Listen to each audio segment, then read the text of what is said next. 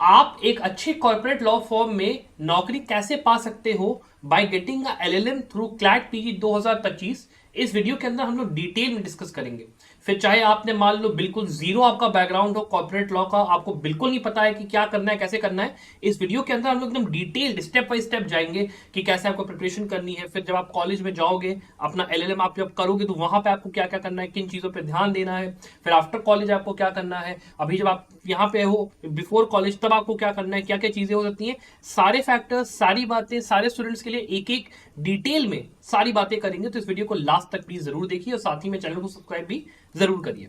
अब सबसे पहले वीडियो को शुरू करते हुए हम लोग को बात करनी पड़ेगी प्री कॉलेज सिचुएशन के बारे में। अब देखिए होता क्या है कि हर जो स्टूडेंट होता है जो कि ये वीडियो देख रहा है वो आप लोग अलग अलग सिचुएशंस में हो अपनी लाइफ में। कुछ स्टूडेंट्स ऐसे हैं जो कि मैं अगर मानता हूं ग्रुप 1 के हैं, ठीक है, ये वो स्टूडेंट्स हैं जिन्होंने अभी तक कुछ भी नहीं किया है कॉर्पोरेट लॉ के नाम पे। आप वो स्टूडेंट्स हो जिन्होंने अभी तक पढ़ाई लिखाई में आप लोग नॉर्मल अपना करते आए हो, आप लोगों ने ना कोई इंटर्नशिप करी, ना आप लोगों को अभी किसी ने बताया कि कॉर्पोरेट लॉ होता क्या है। आप लोगों ने बस एक सुना है कि हाँ कॉर्पोरेट लॉ की नौकरी अच्छी होती है, बट उसमें करना क्या होता है, क्या चीजें होती हैं, आप लोगों को कुछ नहीं पता है। और आप लोगों को ये अब एक थोड़ा थोड़ा रियलाइजेशन आ रहा है कि हाँ मैं अगर एलएलएम करूं अच्छी जगह से कॉर्पोरेट लॉ में कर लूं तो शायद मेरी नौकरी लग सकती है। आप लोग उस ग्रुप के, आपको बिल्कुल कोई इंटर्नशिप कोई जॉब आपने कुछ नहीं करी है। फिर देखिए एक दूसरा ग्रुप ऑफ पीपल आता है। ये जो दूसरा ग्रुप ऑफ पीपल आता है ये वो है जिन्होंने अभी कॉलेज क्वालिफाई करा। अब आप लोग पिछले 1-2 साल से जुडिशरी की तैयारी कर रहे हो, आप लोगों का अब ये मन हो रहा है कि यार जुडिशरी में थोड़ा सा मेरा मैं टाइम लेके अब तैयारी अपना करना चाहता हूँ, मेरा उतना मन लग नहीं रहा है तो मेरे को कॉर्पोरेट लॉ में जाना है, तो उसके लिए आप कहीं ना कहीं एलएलएम करने का सोच रहे हो, तो आप लोग ग्रुप 2 के हो, ठीक है। और ग्रुप 3 वो स्टूडेंट्स का है जिन्होंने यहाँ पे एलएलएम करने के पॉइंट ऑफ व्यू से तो सोचा ही था कि हाँ मुझे कॉर्पोरेट लॉ करना है, लेकिन उसके साथ में आप लोग पहले से भी किसी लॉ फॉर्म में शायद प्लेस्ड हो या फिर आपने इसके पहले थोड़ा सा एक्सपीरियंस रखा है, चाहे इंटर्नशिप का हो, चाहे लॉ फॉर्म में काम करने का हो, चाहे जिस भी चीज का हो आपके पास एक्सपीरियंस है, आपने अपने कॉलेज में पहले मेहनत करी है। और हो सकता है कि आप चाहे प्राइवेट कॉलेज से हो चाहे सरकारी कॉलेज से, उससे मैटर नहीं करता है। यहाँ पे 3 ग्रुप ऑफ पीपल्स का मैं अलग अलग बात करूंगा कि आपको कैसे अप्रोच लेके जानी है और यहाँ पे सारी चीजें यहाँ पे वर्कआउट आपके लिए कैसे करेंगी। अब उस चीज को डिस्कस करने से पहले मैं आपसे एक चीज ये भी डिस्कस करना चाहूंगा कि अगर आप इस बार क्लैट पीजी एग्जाम तैयार करने जा रहे हो तो आप हमारा जो कंप्लीट प्रिपरेशन कोर्स है उसको प्लीज आप ज्वाइन करिए। बिकॉज अगर आपको एक अच्छी प्लेसमेंट चाहिए किसी भी कॉर्पोरेट लॉ फॉर्म में तो इट इज इंपॉर्टेंट कि आप एटलीस्ट टॉप 5 जो आपके लॉ कॉलेजेस हैं, जिसमें कि आपका बैंगलोर, हैदराबाद, भोपाल, जोधपुर और कैलकाटा आता है, वहां से अगर आपकी डिग्री आपकी बहुत सॉलिड चांस होती है तो प्लीज इस कोर्स में एनरोल करिए। यहाँ पे हम लोग आपको पूरा वीडियो लेक्चर्स के थ्रू कंसेप्ट जितने आपके सारे सब्जेक्ट्स के होते हैं पूरा हम लोग आपको लेक्चर बेस कवर करके देंगे। यहाँ पे रिकॉर्डेड लेक्चर्स आपको मिलेंगे सारे कंटेंट की, फिर साथ में स्टडी मटेरियल रहेगा, फिर आपके उसमें लाइव मॉक पेपर्स होंगे आपके 25 आपके प्रैक्टिस होंगे, फिर सब्जेक्ट वाइज मॉक पेपर्स होंगे, बहुत कुछ आपका होगा। केस लॉस पूरा कवर करेंगे, जो आपके नए आपके भारतीय न्याय संहिता दंड संहिता वो पूरा हम लोग पढ़ाएंगे। तो अगर आपको एनरोल करना है प्लीज आप यहाँ पे 6,000 रुपए में इसमें एनरोल कर सकते हैं। आपका ये 29 फरवरी तक ऑफर वैलिड रहेगा। अपार्ट फ्रॉम दैट अगर मान लो आपको केवल मॉक टेस्ट सीरीज चाहिए, आपको चाहिए कि मेरे को स्टडी मटेरियल मिल जाए केस लॉ वाला, तो आप हमारे 4,000 के इस कोर्स में भी एनरोल कर सकते हो। ये आपका मैंने इन्फॉर्मेशन दे दी। आप चलिए यहाँ पे डिस्कस करना शुरू करते हैं प्रिपरेशन के पॉइंट ऑफ व्यू से और यहाँ पे कॉलेज अलॉटमेंट के पॉइंट ऑफ व्यू से कैसे चीजें वर्क करेंगे। अब देखो आप अगर ग्रुप 1 या ग्रुप 2 या ग्रुप 3 किसी भी उसमें हो, इस बात को जान लेना कि अगर आपको टॉप 5 कॉलेज मिलता है तभी आपका एक अच्छा सॉलिड चांस बनता है यहाँ पे एलएलएम में कुछ अच्छी प्लेसमेंट पाने का, चाहे ऑफ कैंपस हो चाहे ऑन कैंपस हो। और उसके लिए यहाँ पे क्लैट पीजी एग्जाम के अंदर आपको 65 प्लस मार्क्स लेके आने हैं अंडर एनी सर्कमस्टेंस। ये आप जान के चलो, अगर आप 60 लेके आते हो, 62 लेके आते हो या 59 लेके आते हो तो वहां पे फिर क्या होता है कि आपका first round, second round, third round की काउंसलिंग तक मामला जाएगा। आप कहीं ना कहीं एंग्जाइटी में आ जाओगे कि यार मेरा प्लेसमेंट होगा कब, बिकॉज एग्जाम जो होता है वो होता है दिसंबर में, लेकिन जो आपका काउंसलिंग होती है वो मई चलती है, मई जून तक। तो आप फंसे रहोगे पूरे टाइम, दिमाग में आपको बस खुराफात चलती रहेगी कि यार मेरे नंबर कब आए थे, अब मैं बैक टू बैक प्लेसमेंट में बैठा हूं। हो सकता है आप लोग जो एकदम लास्ट में राउंड है, वैकेंसी राउंड होता है, उसमें आपको शायद हो सकता है कॉलेज अलॉट हो। तो मेरी आपको एडवाइस ये रहेगी कि उस सरदर्द से बचने के लिए अपने थोड़ा सा जो आपके लास्ट 4-5 महीने होते हैं उसमें कुछ ढंग का काम करने के लिए उस सरदर्द को ना पालिए और कम से कम जाइए 65 प्लस स्कोर करने के लिए यहाँ पे तैयारी करना शुरू करिए क्लैट पीजी एग्जाम के लिए। और उसके लिए जाइए और जो मैंने वीडियोस बनाए हैं कैसे आपको 10 महीने प्रिपेयर करना है उसको प्लीज जाके प्रॉपर्ली फॉलो करिए, नहीं तो आप कोर्स में एनरोल कर सकते हो। ये चीज यहाँ पे मैं इतना ही रखूंगा, यहाँ पे इससे ज्यादा मैं नहीं जाने वाला।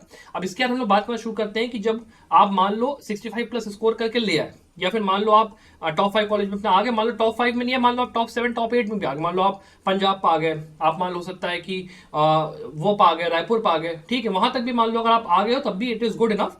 उसके आगे आपको क्या करना है वो मैं आपको बताना आप शुरू करता हूं। अब देखो, आप जब एक बार कॉलेज में आ चुके हो तो पहली बात देखो, कॉलेज के पहले अगर आपको पहली कॉलेज अलॉट हो चुका था तो वहां पर कोशिश आपको ये करनी है कि आप इंटर्नशिप या ढूंढना शुरू करो। बिकॉज कॉलेज के टाइम में क्या होता है कि आप कुछ करते हो नहीं, आपका बस ध्यान नहीं रहता है कि मैं पढ़ाई करूं एकेडमिक्स पे ध्यान दूं और जो मेरी तैयारी वगैरह है जुडिशरी की या किसी भी उस पर मैं काम करूं, मैं ज़्यादा दिमाग लगाने की कोशिश नहीं करता हूं। लेकिन ये बहुत ही गलत अप्रोच है। आपको अब से फिर बैठना है, आप चाहिए जाइए इंटर्नशाला पे, आप चाहिए जाइए किसी आप लॉस आपके जो बहुत सारे आपके मिलेंगे आपको ऑनलाइन यहाँ पे पोर्टल्स, वहां पे आप जाइए, वहां पे आप देखिए इस चीज को कि भाई कौन कौन सी इंटर्नशिप की अपॉर्चुनिटीज आ रही हैं, और आप ये रिकॉग्नाइज करना शुरू करिए धीरे धीरे करके कि भाई मैं किस पर्टिकुलर फील्ड ऑफ लॉ के लिए बनाऊं। मान लो मैं मर्जर एंड एक्विजिशन के लिए बनाऊं, मान लो मैं बैंक्रप्सी के लिए बनाऊं, मैं किस पर्टिकुलर सेट ऑफ लॉ के लिए मेरा दिमाग कहां पे जाता है, मेरे को कहां पे अच्छा लगता है काम करना, आपको वो फिगर आउट करने के लिए इंटर्नशिप्स करना शुरू करना पड़ेगा। हो सकता है शुरुआत में आपको अनपेड इंटर्नशिप्स करनी पड़े, हो सकता है अपना सीवी बिल्ड करने के लिए वो करने के लिए, हो सकता है आपको केवल रिसर्च आर्टिकल्स पब्लिश करने की इंटर्नशिप मिले या कुछ भी मिले। आप करना अभी से शुरू करो, ठीक है। अभी जब आप तैयारी करो क्लैट पीजी की, थोड़ा टाइम अलॉट करो, उसको भी करना शुरू करो, बिकॉज अभी साल भर का टाइम आपके पास आराम से है। और जब आपका एक बार मान लो प्लेसमेंट हो गया, मतलब किसी अच्छे कॉलेज में आपका हो गया, उसके बाद भी आपके पास कम से कम 4-5 महीने रहेंगे, आप कर सकते हो। आपको यहाँ पे डिसर्टेशन ही सबमिट करना होगा कॉलेज में, थोड़े बहुत सब्जेक्ट की पढ़ाई करनी है, डजंट मैटर, आप कर सकते हो। तो प्लीज कॉर्पोरेट लॉ के लिए छोड़ना अभी से शुरू करो, अभी से जाके इंटर्नशिप्स को ढूंढना शुरू करो। और अगर मान लो ऐसा है कि आप किसी अच्छे मेट्रोपॉलिटन सिटी में रहते हो, दिल्ली में रहते हो, आप मुंबई में रहते हो, आप बैंगलोर में रहते हो, हैदराबाद में रहते हो, तो आपके पास और अच्छा मौका है। बिकॉज वहां पे आपको लॉ फॉर्म्स, अच्छी लॉ फॉर्म्स या ठीक ठाक tier 1 tier 2 tier 3 law firms कोई ना कोई वहां पे आपको मिल जाएगी। तो कोशिश करो कि वहां पे जाओ और वहां पे फिजिकली आप जाके वहां पे इंटर्नशिप करो। अगर आपके मान लो रेफरेंसेस वहां पे हैं, उस हिसाब से कोशिश अपनी करो ताकि एक आपको अच्छा बेस मिल पाए। और ये जो आपके एडवाइस है ग्रुप 1 के स्टूडेंट जो है ना, उनके ऊपर तो खास करके अप्लाई करती है, बिकॉज आप लोगों ने अभी तक कुछ नहीं करा है। प्लीज उस चीज को देखो और ध्यान से उसको करो, that is very very very important, ठीक है। जो ग्रुप 2 के स्टूडेंट्स हैं, जिन्होंने अब तक जुडिशरी की तैयारी करी है, जिन्होंने अभी तक बस मतलब पढ़ाई आप लोग कर रहे थे, आप लोगों के लिए भी सेम फंडा अप्लाई करता है, करना शुरू करिए प्लीज। यहाँ पे देखिए, आपकी गोद में आके कोई आपको नौकरी देके नहीं जाएगा। अगर आप एलएलएम कर भी रहे हो अच्छे कॉलेज से, still it is your responsibility कि आपको अपने आप को एक वर्दी कैंडिडेट बनाना है। तो अगर आपको मान लो लेट भी हो गया, कोई बात नहीं, आप इंटर्नशिप करना शुरू करो, आप कोई अच्छी जॉब पकड़ना शुरू करो, अभी से शुरू करो। डजेंट मैटर कि आपका बैकग्राउंड क्या, चाहे प्राइवेट कॉलेज से आते हो, चाहे आप आते हो छोटे सरकारी कॉलेज से, डजेंट मैटर, अपना जाओ सीवी बिल्ड करना शुरू करो। बिकॉज इंटर्नशाला या फिर किसी ठीक ठाक आपके ऑनलाइन पोर्टल पे आपको ठीक ठाक इंटर्नशिप मिल जाएगी। बस आपको थोड़ा मेहनत करना पड़ेगा, ड्राफ्टिंग थोड़ा सीखना पड़ेगा, और साथ में और 2-3 चीजें और करनी पड़ेंगी, जिससे कि आपका काम हो जाएगा। साथ में आप लिंक्डइन पे भी जाइए, अपनी प्रोफाइल बनाइए, लिंक्डइन पे अपनी सीवी को एनहांस करना शुरू करिए धीरे धीरे करके। ये आपको काम करने हैं। अब इसके बाद हम लोग बात करते हैं कॉलेज में आने के बाद आपको क्या करना है, ठीक है। अब मैं यहाँ पे अज्यूम करके चल रहा हूँ कि आपने थोड़ा सा यहाँ पे इस मैटर में काम करा होगा। अब आपको देखो मेन सबसे पहला काम क्या करना है कि आप कॉर्पोरेट लॉ के लिए पहली बात तो आपको मेहनत करनी है, बिकॉज आपने कॉर्पोरेट लॉ की स्पेशलाइजेशन ही ली होगी, तभी आपको कॉर्पोरेट लॉ में पहली बात तो इंटर्नशिप या फिर कोई भी आपको जॉब मिलेगी। अगर आप ह्यूमन राइट्स में चले गए, आप अगर किसी और उसमें चले गए, अगर मान लो आईपीआर में भी हो तो भी चलेगा, लेकिन बिजनेस कॉर्पोरेट कमर्शियल लॉ आपको चाहिए ही चाहिए फॉर दिस पर्टिकुलर फॉर्मेट। आप कॉन्स्टिट्यूशनल लॉ में, क्रिमिनल लॉ में करके उम्मीद करो कि मेरे को कॉर्पोरेट लॉ की यहाँ पे नौकरी ठीक ठाक मिल जाएगी, तो it is a very long shot, बहुत लंबा यहाँ पे फिर वो हो जाएगा। केवल नाम के बेसिस पे आप करने जा रहे हो, कॉर्पोरेट लॉ की स्पेशलाइजेशन यहाँ पे इंपॉर्टेंट होती है। तो वहां पे पहला काम आपको जो करना है वो आप ये है कि आपको एक बहुत ही अच्छा आपको बढ़िया नंबर लेके आना है, टॉप 10 में एटलीस्ट या टॉप 5 में आपको रहना है। बिकॉज देखो क्या होता है ना, जब एलएलएम के अंदर मान लो मैं बात करता हूँ नलसार की, वहां पे अगर मान लो कोई लॉ फॉर्म आई, उसने कहा यार हमको कॉर्पोरेट लॉ के 10 बेस्ट स्टूडेंट्स का वो दो सीवी दो, हम उसमें से छांट के देखेंगे कि भैया कौन से स्टूडेंट्स यहाँ पे अच्छे हैं, कौन से नहीं है, और उसके बेसिस पे कहीं ना कहीं यहाँ पे शॉर्ट लिस्टिंग होती है। तो एकेडमिक्स में अच्छा रहना, नंबर लाते रहना consistently is very very important. अगर आप बात कर रहे हो और मतलब इसमें इन ऑन कैंपस प्लेसमेंट के लिए तो बहुत ही इंपॉर्टेंट है कि आपको स्ट्रॉन्ग एकेडमिक रिकॉर्ड बना के रखना है। One thing is that. उसके बाद जो सेकंड थिंग जो मैं पहले भी कहा था कि आप अपना जो भी लॉ फर्म है, ठीक है, वहां पे अपनी क्लर्कशिप या फिर अपना जो इंटर्नशिप्स होती है उसको आपको करते रहना होगा। इसमें देखो क्या होगा कि मैं मानता हूँ पढ़ाई आपकी हेक्टिक होगी, वहां पे करना थोड़ा सा मुश्किल होगा, तो आपको देखो बीच में छुट्टियां मिलती, दिवाली की, आपका सेमेस्टर का ब्रेक मिलता है, वहां पे आप एक बड़ी इंटर्नशिप करोगे, फिजिकली जाके कर पाए तो बहुत ही अच्छा रहेगा। उसके अलावा आप अगर मान लो पार्ट टाइम इंटर्नशिप कई जगहों पे आपको लॉ फर्म से मिलती है, जिस भी एरिया ऑफ लॉ में आपको चाहिए, आप वहां पे पार्ट टाइम इंटर्नशिप्स के लिए अप्लाई करो और उसको करते रहो ताकि आपकी सीवी कुछ ना कुछ बिल्ड होती रहे। That is very very important. उस चीज का ध्यान बहुत अच्छे से रखना ताकि आपको एक प्रैक्टिकल एक्सपीरियंस मिले पूरे उस चीज का। बिकॉज देखो बिना प्रैक्टिकल एक्सपीरियंस के जब आप किसी रिक्रूटर के सामने खड़े होते हो और रिक्रूटर आपसे सवाल पूछता है कि बेटा एक बात बताओ, तुमने मेरे को 3 सर्टिफिकेट दिखाए इस लॉ फॉर्म का, इस लॉ फॉर्म का, इस लॉ फॉर्म का, तुमने काम क्या किया है? और वो आप बताना शुरू करोगे कि सर मैंने इस कंपनी का ये वो बनाया, इसका मैंने वो बनाया, और आपसे पूछेगा ही बताओ बेटा कंपनी के हेड का नाम क्या था? अच्छा तुमने जब काम करा तो वो किस, उसकी सब्सिडरी क्या थी? अच्छा उसने किस पर्टिकुलर उसमें काम करा? तो आप कोलैप्स करोगे। बिकॉज आपने अगर उस पर्टिकुलर उसमें प्रैक्टिकल काम ना करके केवल सर्टिफिकेट कहीं से बनवा लिया या कुछ तरीके का काम कर लिया, तो भैया वहां पे तुरंत पकड़े जाओगे, तुरंत आपको कंपनी कहेगी तुम हटो यहाँ से, तुम यार हमको बेवकूफ बनाने के लिए यहाँ मत आओ। ठीक है, ये बहुत होता है कंपनी वालों को। अगर आप सोच रहे हो कि आप बेवकूफ बनाओगे कि मैं सर्टिफिकेट बनवा के कर लूंगा, ऐसे कर लूंगा, वेरी वेरी हार्ड, नहीं हो पाता।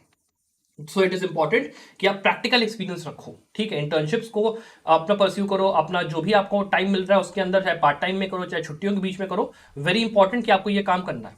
अब आप उसके अलावा लिंक्डइन भी अपना चालू रखो, उसमें भी अपडेट करते रहो, नेटवर्किंग करते रहो। और उसके लिए जो आपका मेन जो चीज में ये करो नेटवर्किंग का, यहाँ पे भी देखो जो बात आती है, इवेंट्स होते हैं, वर्कशॉप्स होती है, सेमिनार्स होते हैं जो कि कॉर्पोरेट लॉ से रिलेटेड होती हैं, या फिर आपके मान लो कई आपके ग्रुप्स होते हैं, एसोसिएशंस होते हैं, जहाँ पे अलग अलग जो आपके टाइप ऑफ जो रिसर्च होती है किसी भी पर्टिकुलर एरिया ऑफ लॉ में, उसके अंदर आप प्लीज पार्टिसिपेट करो। और खास करके इस बात का ध्यान रखो कि जो आप किसी भी मान लो सीनियर एसोसिएट से मान लो बात कर रहे हो किसी पर्टिकुलर लॉ फॉर्म में, वो अगर आप उसने उसको आपने उसको मैसेज करा कि यार देखो मैं पर्टिकुलर नलसार में पढ़ाई कर रहा हूँ, एक स्टूडेंट हूँ मैं, और उसको आपने मैसेज करा कि सर मेरे को कुछ बताइए कि आपकी लॉ फॉर्म में कब वैकेंसी आएगी, कब क्या आएगा, तो वो हो सकता है आपकी हेल्प कर दे, लेकिन वो उतनी हेल्प नहीं कर पाएगा। वो हो सकता है एक रेफरेंस आपको डाल दे, वो हो सकता है आपको एक एचआर का नंबर दे दे, बट वो आपको प्रॉपर्ली गाइड नहीं कर पाएगा। तो नेटवर्किंग उसके साथ करो, उसको एक अपना असिस्टेंस प्रोवाइड करने की कोशिश करो बीच बीच में कि सर अगर मेरे लायक कोई काम हो या मेरे लिए कोई अपॉर्चुनिटी हो, sir please let me know, मैं ये पर्टिकुलर हूँ। और जो आपका एलुमनाई बेस होता है ना, वो बहुत ज्यादा इंपॉर्टेंट होता है। बिकॉज एक जो कॉलेज है आपका, उसका एक अगर सीनियर आपका है जो कि किसी जगह पे प्लेस्ड है, वो इस बात को जरूर ध्यान रखेगा कि हाँ यार ये भी बंदा मेरे कॉलेज का है, और इससे मैं कहीं ना कहीं एक अपना एक भाईचारा जो होता है ना वो बनता है। और आपको इस बात को ध्यान रखना है कि आपको इनको थोड़ा सा अप्रोच करना है। और साथ ही में एक चीज और, आप हमेशा कोशिश करिए जो आपके एचआर होते हैं ना, ह्यूमन रिसोर्स वाले जो बंदे होते हैं, उनको आप ज्यादा अप्रोच करो रादर देन सीनियर एसोसिएट्स को या किसी और बंदे को जो कि आपके कॉलेज का है। बिकॉज ये एचआर वगैरह होते हैं, ये बंदे जो होते हैं इनके पास मेन चाबी होती है। बिकॉज ये आपका सीवी फॉरवर्ड करेंगे, ये आपके लिए बात करेंगे, ये आपका जो इंटरव्यू वगैरह होगा उसके प्रोसेस को पूरा देखेंगे, कैसे पैकेज होगा क्या होगा, इनका मेन काम। बिकॉज इनके पास सारी इंफॉर्मेशन रहती है कि कब प्लेसमेंट यहाँ पे रिक्रूटमेंट के लिए आ रहा है, कब किस कॉलेज को हम अप्रोच करेंगे, कब कैसे क्या होगा।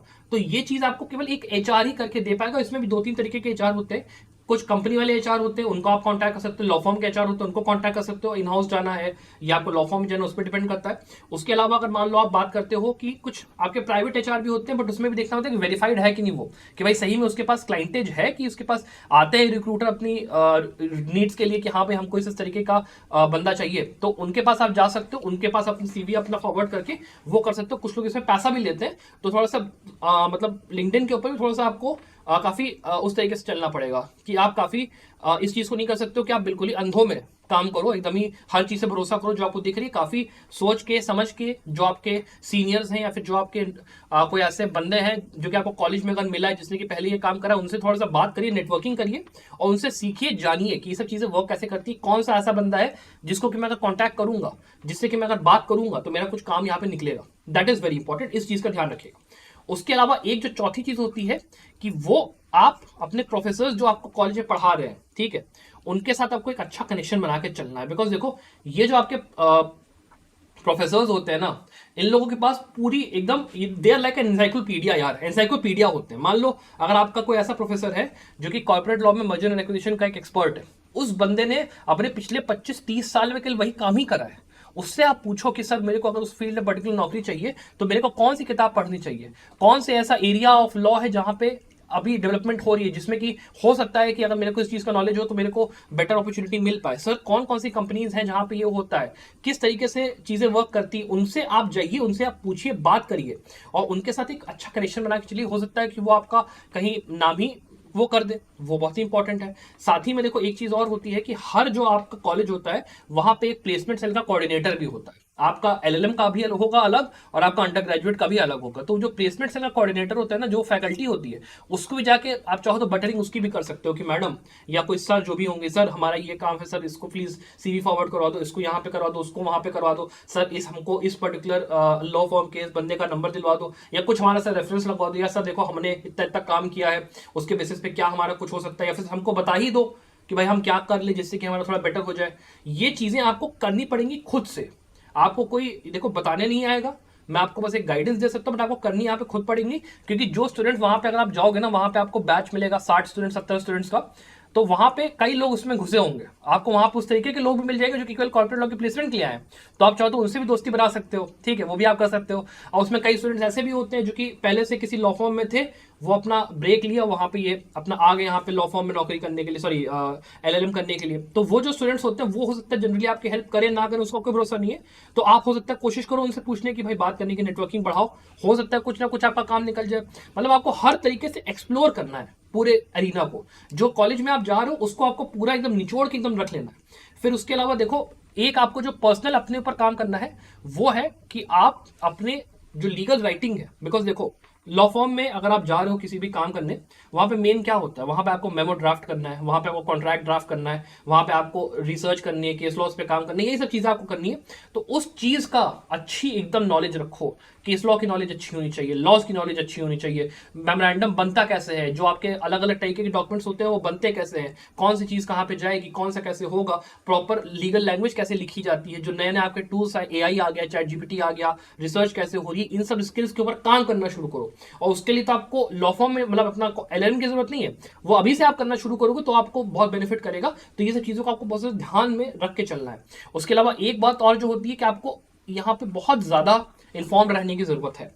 बिकॉज कोई भी देखो कंपनी अगर आपके पास रिक्रूटमेंट के लिए आती है, चाहे ऑन कैंपस अगर आ रही है, तो वो आपसे ये उम्मीद करके चलेगी कि आपको जो अभी करंट में चीजें चल रही है, कि मान लो कोर्ट का जजमेंट आया, या मान लो अभी सर्टेन में कोई अभी एक्विजिशन या मर्जर हुआ, किस कंपनी का हुआ, उसके क्या टर्म्स थे, जो उसका हुआ उसके अंदर क्या ये अच्छा था नहीं था। जैसे अभी मान लीजिए सोनी का और जी का भी मर्जर एक्विजिशन होना था, उसमें क्या क्या बवाल हुआ, कैसे हुआ, आपको पता होना चाहिए। नहीं पता होगा तो भाई आप दिखा कैसे पाओगे सामने वाली कंपनी को कि यार तुम एक अच्छे कैंडिडेट हो, क्यों मैं तुमको हायर करूं। You have to show them कि भाई मुझे आती है, मुझे पता है चीजें। ये बहुत इंपॉर्टेंट है। इसके अलावा जैसे मैंने कहा था, लिंक्डइन के ऊपर भी अपना बैठे रहो और अपना जो भी आपका कवर लेटर है, जो आपका रेज्यूमे है, उसको प्रॉपरली बनाओ। क्योंकि एक रेज्यूमे जो होता है ना, वो आपकी आईडी कार्ड की तरह होता है। जैसे ही वो आपके किसी रिक्रूटर या किसी एसोसिएट के पास आएगा ना, वो उसी समय डिसाइड करेगा कि भाई मेरे को तुमको लेना है कि नहीं लेना है। बिकॉज देखो, अगर एक अच्छे एलएलएम्स आप अच्छी जगह से कर रहे हो, नलसार से करा, एनएलएसआईयू से करा, एक बात तो गारंटी समझो कि जितने नॉन एनएलयू वाले बंदे हैं ना, उनसे तो आप आगे हो, ये आप जान के चलो। किसी अगर ठीक ठाक जगह पे उसमें आ रहे हो, ऐसा हो सकता है कि अगर ऑन कैंपस मान लो ये लोग आ रहे हैं, ठीक है, और वहां पे इनको करना है, तो ऑब्वियस सी बात है कि उनको पता है कि हाँ मैं नलसार से ही अपना बंदा उठा के लाऊंगा, तो हो सकता है वो चीज उतनी मैटर ना करे। वहां पर फिर क्या मैटर करता है, आपका एक्सपीरियंस मैटर करता है, आपने क्या काम किया वो मैटर करता है। इन सब चीजों का ध्यान रखो कि बहुत इंपॉर्टेंट है। उसके अलावा एक आखिरी चीज होती है कि अपने इंटरव्यूज के लिए यार प्लीज प्रिपरेशन रखो।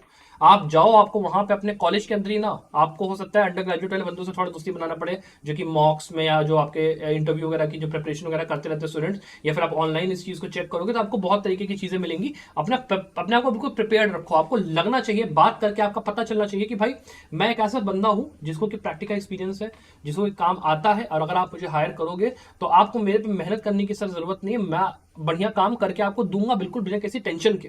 आपको वो इंसान बनना है। आपको पता होना चाहिए कि भाई मेरा जो प्रॉपर बैकग्राउंड क्या है, मेरे वर्क एक्सपीरियंस क्या है, मेरे करियर गोल्स क्या है। आपको हर चीज को डेमोन्स्ट्रेट करना पड़ेगा, आपकी स्किल्स, आपको एक एक चीज पता होनी चाहिए। That is very important. तो इन सारी चीजों का जब आप कॉलेज में जा चुके हो ध्यान रखो। हो सकता है कि वहां पे आपका उसी समय ऑन कैंपस सिलेक्शन हो जाए, प्लेसमेंट हो जाए, कोई बड़ी बात नहीं है। बिकॉज इस पे डिपेंड इस पे करता है कि कंपनी आ रही है कि कंपनी नहीं आ रही है। इस पे बहुत बड़ा डिपेंडेंट ये होता है। कभी कभी नहीं आती है कंपनी, कभी कभी आ जाती है, वो होता है। उसके अलावा जो एक चीज होती है कि अगर मान लो आपको वहां प्लेसमेंट नहीं हुआ, बट आपने वहां से काफी कुछ सीखा और आपने बहुत बड़ा नाम अपने लिए अक्वायर कर लिया, तो फिर आप जब पोस्ट कॉलेज जाओगे तो आपकी जो स्ट्रगल होगी वो क्या होगी, वो मैं आपको समझा देता हूँ। अब पोस्ट कॉलेज निकलने के बाद आपको क्या करना है कि आप वही इंटर्नशिप्स पे, वही नौकरियों पे काम करते रहो। अब आपका अपना एलएलएम खत्म हो गया है, अपने जो कॉन्टैक्ट्स है उनको और स्ट्रेंथन करो। हो सकता है वहीं से अगर मान लो किसी लॉ फॉर्म में आप थर्ड टियर लॉ फॉर्म में आप मान लो अप्लाई करते हो, वहां पे आप 1 साल काम करो, 1 साल काम करने के बाद फिर अगर जंप लोगे, आराम से सेकंड टियर में पहुंचोगे। अगर आप डिलीजेंट हो, अगर आप मेहनत करने के लिए तैयार हो, आराम से करोगे, कोई ऐसी बड़ी बात नहीं है। एचआरस को पकड़ना शुरू करो, आप प्रोफेसर्स के थ्रू, जैसे मैंने आपको पूरा कहानी बताई क्या क्या आपको करना है। और आप जब तक यहाँ पे समझ लो कि कॉर्पोरेट लॉ के अंदर जब तक आप बिल्कुल लगे नहीं रहोगे और इस बात का एक्सपेक्टेशन रख के चलना कि आपको बहुत ज्यादा एक्सप्लॉइट किया जाएगा, पैसा हो सकता है कम मिले, काम बहुत ज्यादा करवाया जाए, बट आपको ये चीज पता होनी चाहिए कि यही रियलिटी है इस पूरी इंडस्ट्री की, कि यहाँ पे पैसा कम मिलता है, काम ज्यादा करवाया जाता है कहीं ना कहीं। और जब आप अच्छी लॉ फॉर्म में, टियर 1 लॉ फॉर्म या टियर अच्छी किसी लॉ फॉर्म में जा रहे हो, तो वहां पे डेफिनेटली एक बात आती है कि हाँ भाई, कि पैसा भी ठीक मिल रहा है और काम बढ़िया मेरा हो रहा है, सब कुछ चल रहा है, वहां पे तब भी होता है, पर वर्क लाइफ बैलेंस अच्छा नहीं होता। ये कॉर्पोरेट लॉ की सच्चाई है, इस बात को आपको मान के चलना पड़ेगा। अपार्ट फ्रॉम दैट एक चीज ये भी होती है कि आपको एक अच्छी मेट्रो सिटी जो होती है, जैसे दिल्ली हो गया, मुंबई हो गया, बैंगलोर हो गया, हैदराबाद हो गया, आप वहां पे अगर हो तो आपको और अच्छी अपॉर्चुनिटीज मिलेंगी। बिकॉज जो ये कॉलेजेस भी है, जैसे मान लो दिल्ली का कॉलेज हो गया, वो नंबर 1 पे क्यों है? अगर आपका मैं बात करता हूँ बैंगलोर नंबर 1 पे क्यों है, हैदराबाद नंबर 1 पे क्यों है? इसलिए नहीं बिकॉज वहां पे मैं मानता हूँ पढ़ाई अच्छी हो, रिसर्च इसलिए भी अच्छा है बिकॉज वहां पे जो कंपनीज हैं, जो आपके लॉ फॉर्म्स है, वो भी वहां पे स्टैब्लिश्ड है, वहां से नौकरी और प्लेसमेंट पाना आसान है। तो आप बैंगलोर या हैदराबाद अगर पा जाओ तो बहुत ही अच्छा रहता है। भोपाल वगैरह में उतना जो है स्कोप वो नहीं आता, कंपनी डायरेक्ट वहां पे आपको नहीं मिलेंगी, आपको तुरंत वहां से प्लेसमेंट का उतना वो नहीं मिलेगा। दिल्ली में अगर आपका इंटरव्यू दिल्ली में हो जाए तो बहुत ही अच्छा है। और खास करके अगर आप मुंबई में चले जाओ, वहां पे भी आपको कई बार चांसेस रहता है होने का। तो इस तरीके की कई चीजें होती हैं जो कि आपको देख के चलनी है। अगर आपको वीडियो पसंद आए तो इस वीडियो को लाइक और शेयर जरूर करिएगा। साथ ही अगर आपको हमारे कोर्सेज में एनरोल करना है, वो भी चेकआउट कर सकते हो। Thank you very much watching this video, bye.